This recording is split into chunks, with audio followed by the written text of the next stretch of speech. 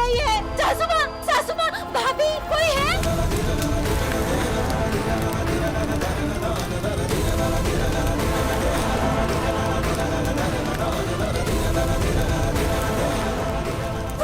छोटे सरकार अंदर फंस गए, आग लगी, बचाओ ना उन्हें, बचाओ।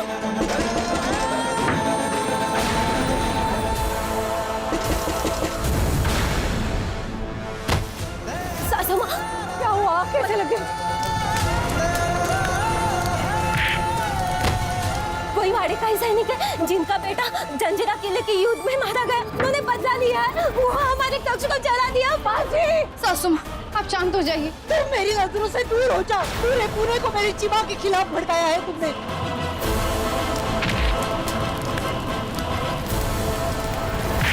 बचाओ चिमा को, बाजी!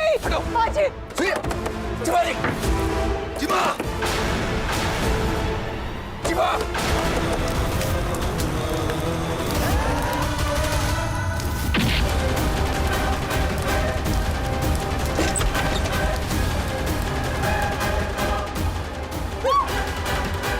आप ठीक तो है? चिमा जी, अब ठीक तो है? मैं ठीक हूँ। कुछ हुआ तो नहीं, लगी तो नहीं? मुझे लगी नहीं और मैं ठीक हूँ। तुम्हारी बस कैसे वाड़े में आकर आग लगाने की?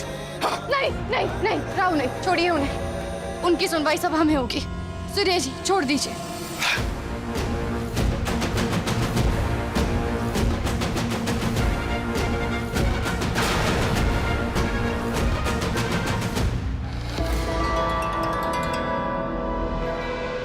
तुमने पेशवा के वाड़े में हमला किया है और ये अपराध दंडनीय है। पूरी सभा से आग्रह करती हूँ कि इस अपराध को नजरअंदाज ना किया जाए, इसे मृत्युदंड दिया जाए। मृत्युदंड? मृत्युदंड क्यों? मेरी गलती क्या है? मैंने तो वही किया जो इन्होंने करने को कहा।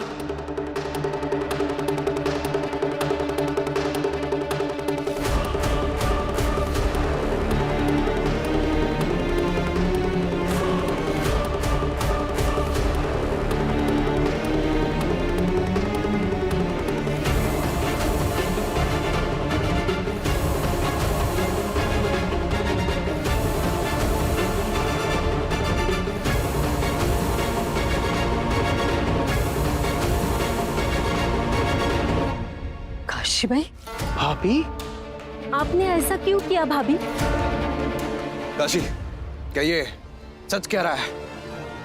सही कह रहे हैं ये।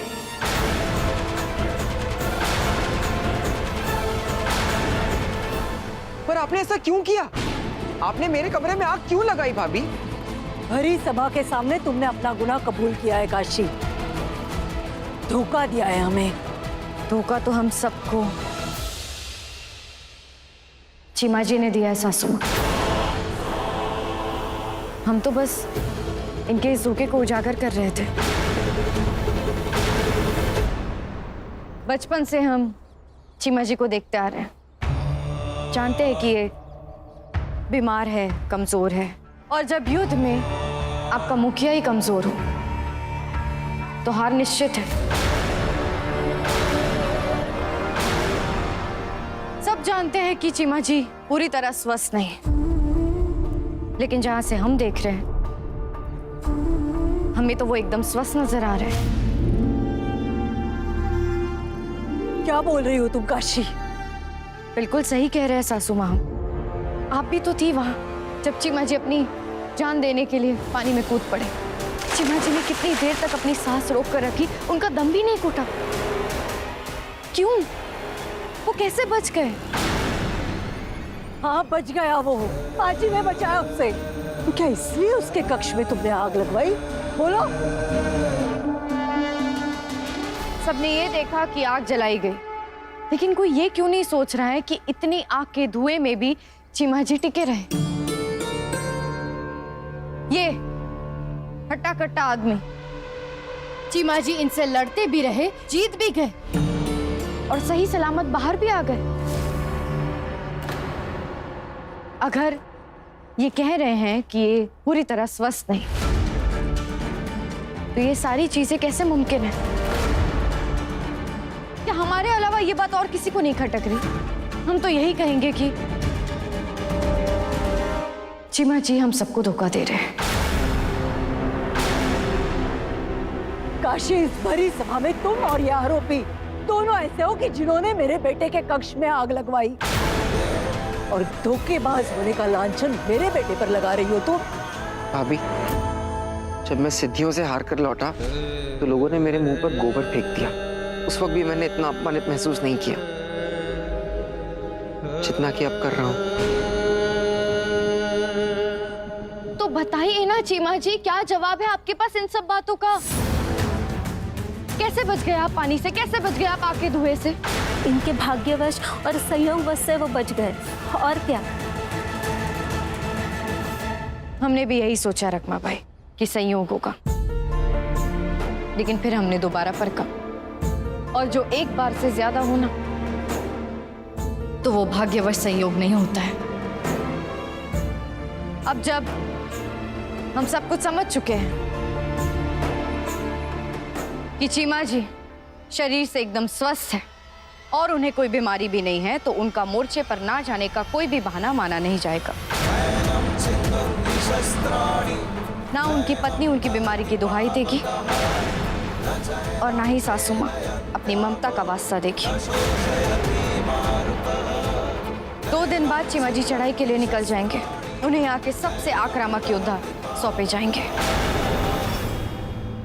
अब की बार या तो चीमा जी सिद्धियों को खदेड़ कर लौटेंगे, या तो फिर वीर गति को प्राप्त हो जाएंगे।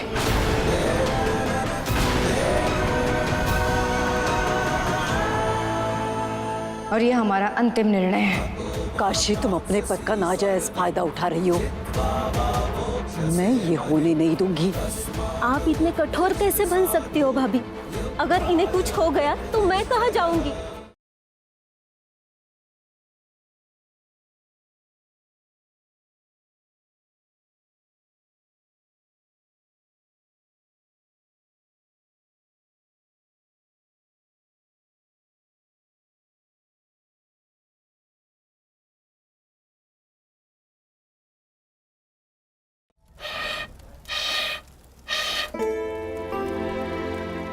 ये तुमने क्या किया काशी?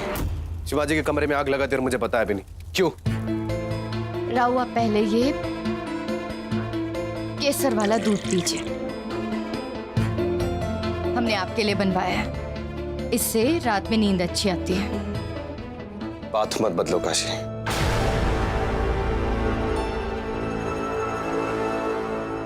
राव, अगर हम आपको बताते तो करने देते आप हमें? बिल्कुल नहीं। बस इसलिए नहीं बताया। अरे पर उसके कमरे में। राहु, आप चीमा जी को बेटे की तरह चाहते हैं। हम समझते हैं कि इतना मुश्किल कदम आप नहीं उठा पाते। आग लगने के बाद आपने जो स्वाभाविक तरीके से किया वो नहीं हो पाता। आप खुद याद कीजिए, अपनी भाई की जान बचाने के लिए आप किस तरह आग में कूद गए थे। काशी, ये जो कुछ भी तुम कह रही हो मेरे समझ में बिल्कुल नहीं आ रहा है। इस सब का चीमा जी के कमरे में आग लगाने से क्या मतलब है? राहु, हम कैसे समझाएं आपको? देखिए, आग जलाती भी है और खाना पकाने के लिए भी काम आती है। जो आग खाना पकाने के लिए काम आती है वो चारों तरफ से चूल्हे में बंद होती है। जो आग चीमा जी के कमरे में लगाई गई थी वो बिल्कुल यही आग थी, खाना पकाने वाली, एकदम सुरक्षित। हमने चारों ओर लोगों को तैनात कर दिया था। लोग पानी के साथ, रेत के साथ बिल्कुल तैयार थे। राव, हमने वैद्य जी को भी भेजा था। अगर चीमा जी को जरा भी खतरा होता तो वो तुरंत उन्हें बचा लेते।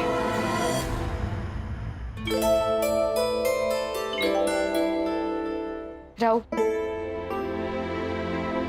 चीमा जी की अग्नि परीक्षा हमारे लिए भी आसान नहीं थी। हाँ, हम चीमा जी की भाभी है,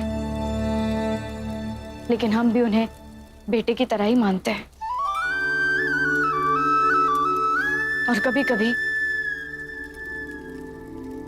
एक माँ को अपने बच्चे के लिए अपना मन कड़ा करना पड़ता है। हमने वही किया। और नतीजा आपके सामने है। चीमा जी में अब लड़ने की इच्छा शक्ति भी है और शारीरिक शक्ति भी है। यही तो हम चाहते थे। काशी, जो कुछ भी तुम कर रही हो वाकई उसका नतीजा बहुत अच्छा होगा। और जब चिमा जी युद्ध जीत कर आएगा तब उसके जयकारों के साथ साथ तुम्हारे भी नारे सुनाई देंगे। हम जानते हैं राव, चीमा जी की कामयाबी का इंतजार सबसे ज्यादा आपको ही है।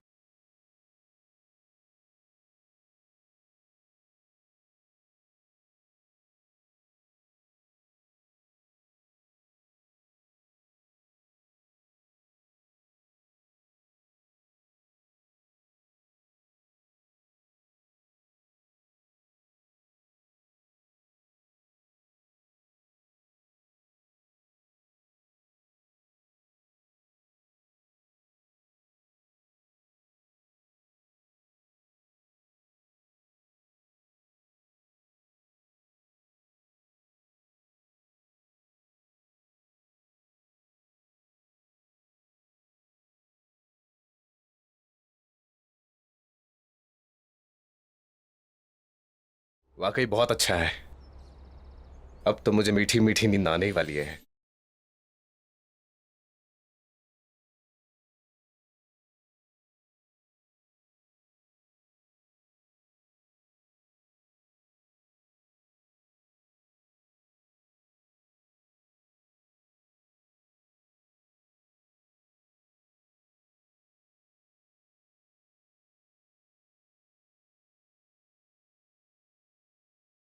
कोई जरूरत नहीं है उसके इशारे पर नाचने की।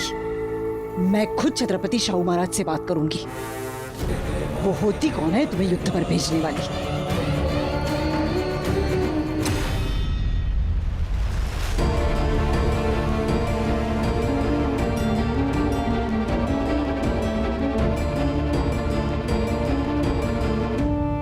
भाऊ, कुछ तो कीजिए, बहुत डर लग रहा है मुझे।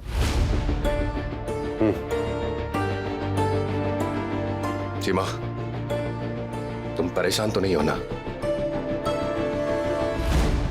चलो, प्रतिकार शक्ति बढ़ेगी। भाऊ, भाभी ने मुझ पर इतना बड़ा इल्जाम लगाया कैसे? ये सच है कि मैं बीमार हूं, मेरी सांसें उखड़ती हैं, पर यह भी सच है कि इतने धुएं और इतने पानी में मुझे कुछ नहीं हुआ। आखिर कैसे? मैं साफ साफ कह देती हूँ बाजी, चिमा जी युद्ध पर नहीं जाएगा। पूरी जिंदगी मैंने अपने बेटे को संभाला है बाजी। ये होती कौन है मेरे बेटे के लिए फैसला करने वाली? आई, लेकिन ये पेशेंट भाई का आदेश है। वो पेशवेन बाई है तो तुम भी तो कुछ हो ना बाजी, हो कि नहीं हो? तो छत्रपति शाहू महाराज से बात करो, और अगर तुम बात नहीं कर सकते हो तो मुझे लेकर जाओ, मैं बात करती हूँ। आई, पुणे के लोग चिमा को गुनहगार मानते हैं और छत्रपति शाहू महाराज भी कुछ सोच समझ कर ही फैसला लेंगे ना। वैसे मेरे पास एक तरकीब है, चिमा को यहां से भगा देते हैं।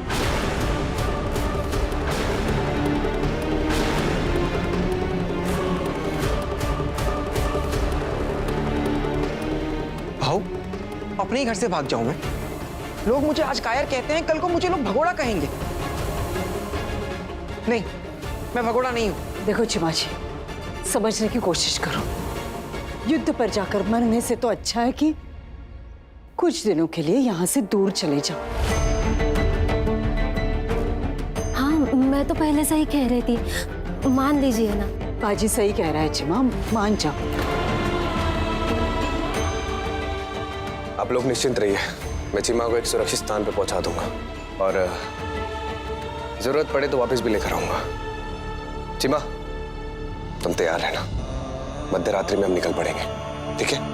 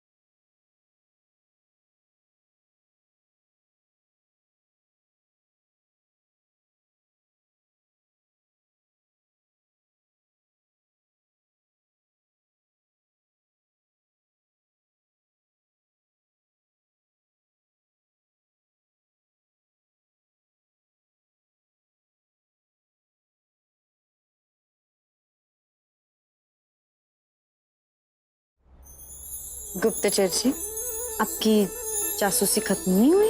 पेशवेन भाई, ये आपके सेवक से कोई गुस्ताखी हुई है? हिंदू साम्राज्य का शेर हमारे लिए गुप्तचरी कर रहा है। थोड़ा कर्तव्य हमारा भी तो बनता है ना।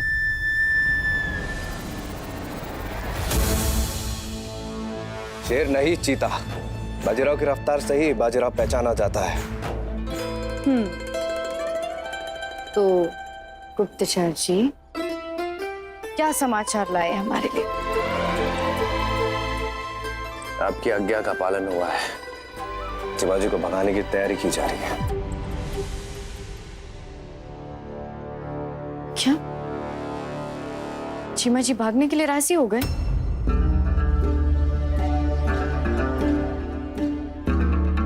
हमें चीमा जी से इसकी उम्मीद नहीं थी। हमें लगा था युद्ध पर जाएंगे वो। चिमा जी परेशान है। इतनी बड़ी हार और इतने बड़े अपमान के बाद उसका जो कुछ भी बचा कुछ आत्मविश्वास था वो भी चला गया है काशी। पर मैंने देखा उसे, वो भागना नहीं चाहता था। कहीं ना कहीं उसके दिल में तुमने एक साहस को जन्म दिया है, ऐसा साहस जो चिंगारी को आग में तब्दील कर देगा। शिवाजी यकीनन युद्ध में जाना चाहता है। चला, भगवान करे कि आपकी बात सही हो। भगवान करे उन्हें साहस के साथ साथ सफलता भी मिले, क्योंकि असफलता वो संभाल नहीं पाएंगे। राव, नियत सही है तुम्हारी तो कुछ गलत नहीं होगा काशी।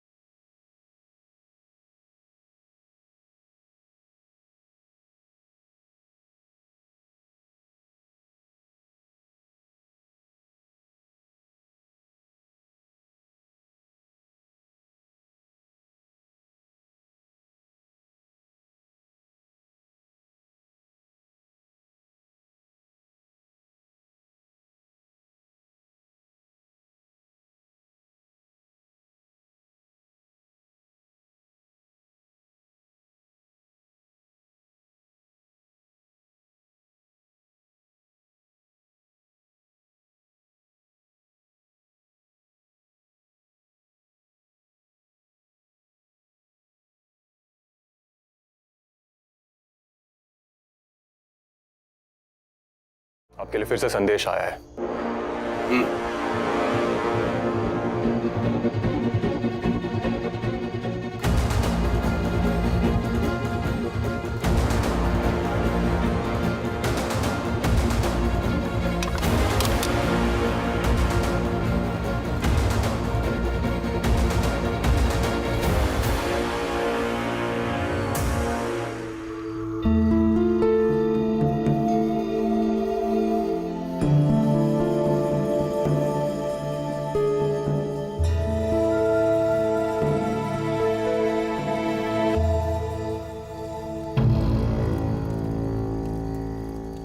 पेशवा सरकार, मुझे तो बता दीजिए,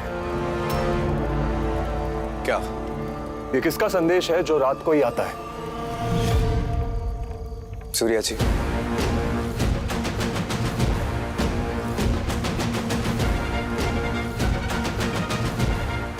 मैं तुमसे बस इतना कह सकता हूं कि ये जो कुछ भी हो रहा है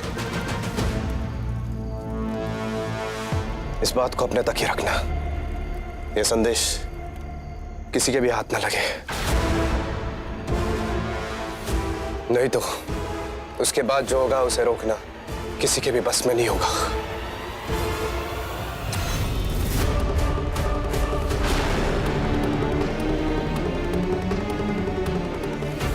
ये किसके संदेश ऐसे रातों को आते हैं? क्या छिपा रहे राव हमसे?